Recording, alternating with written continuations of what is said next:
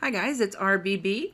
Right now I'm going to cover a very short version of setting up your rulers in Photoshop and setting up some visual guides that will help us to set up a really great composition, whether you're working in digital painting or photography or film and television or whatever. We're going to cover composition really quickly with some rules and guides.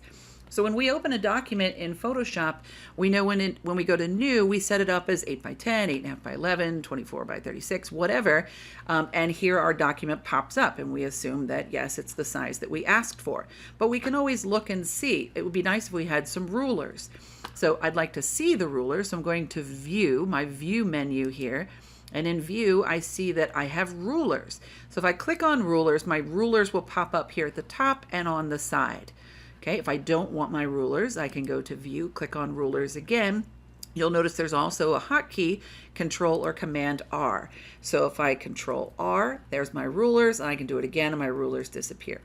So having my rulers there, I can see that yes, indeed, this is an 8 by 10 document. Great.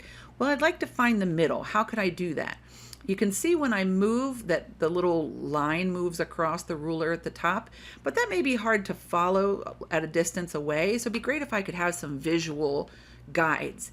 So I can grab my move tool, click on the ruler itself, left click and drag, and I will drag out a guideline.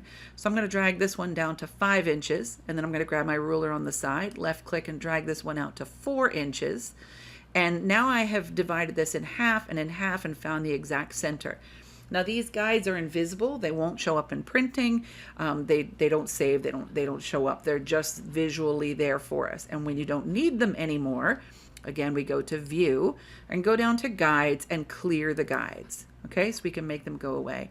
Now in general, dividing something directly in half is not very good composition. Right? We don't generally want things to be right in the center of our photo or our screen or our movie or whatever. Now, rules are meant to be broken, and we're not supposed to put things right in the dead center of a movie screen. And Stanley Kubrick said, well, hold my beer, and that's his thing. Like, he tends to have his center of action directly in the center, which breaks all compositional rules, but it works. So keep in mind that all rules are meant to be broken, but break them on purpose, not because you didn't know. Okay, the easiest compositional guidelines, I think, is the rule of thirds. So I brought up my rulers and I left click and I drug out these rulers at approximately a third, and a third. Now this is a 9 by 12 document, so it was quite easy to drag this out to 4 inches and to 8 inches and to 3, 3, and 3. So it was actually measured out exactly, rule of thirds, 3 horizontally and 3 vertically. Now the rule here is that my composition should, my interesting point of my composition should be on one of these intersections.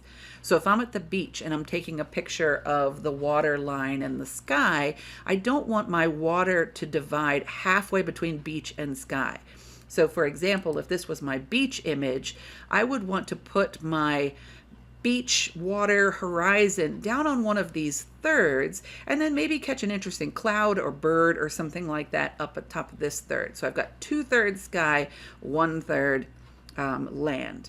Okay, the same thing would be true with people. If I'm taking a photo of somebody, your camera sometimes has a rule of thirds you can pop up. It's going to be a far more interesting composition to put the person slightly off to the left or the right and have the horizon line slightly higher or lower than the center.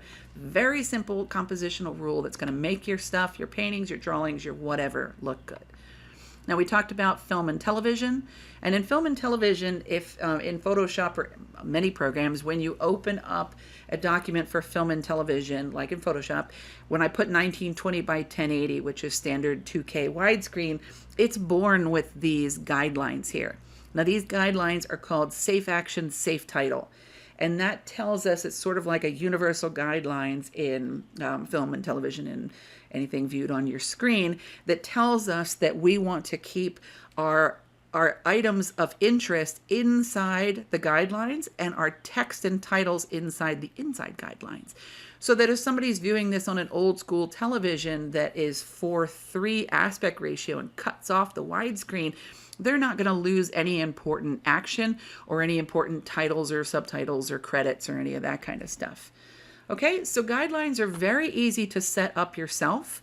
Okay, and some things actually go ahead and set them up for you, but they're very easy to create more. Even in this one that was born this way, I can always left click and drag out and find the center if I wish. And at any point, go to view and say, I don't need to see these guides anymore, and clear the guides. Okay, the more complicated one, and there is a longer video that goes into this, this is the golden ratio. And you'll find this all through nature and many great classical paintings. There's some math involved. It's just very pleasing to the human eye, but a lot more than we need to cover in this quick version. But it basically breaks down to the rule of thirds. If you want to learn more about the golden ratio, then watch the longer version of this video where we even go into a couple of photographs and analyze the rule of thirds. And then another time we will talk about the golden ratio, should you wish to know that. Okay, so that's the rule of thirds and guides and rulers for you. I hope that was helpful. And let me know in the comments if there's anything you'd like me to cover. And I hope you guys have a great day. Be well.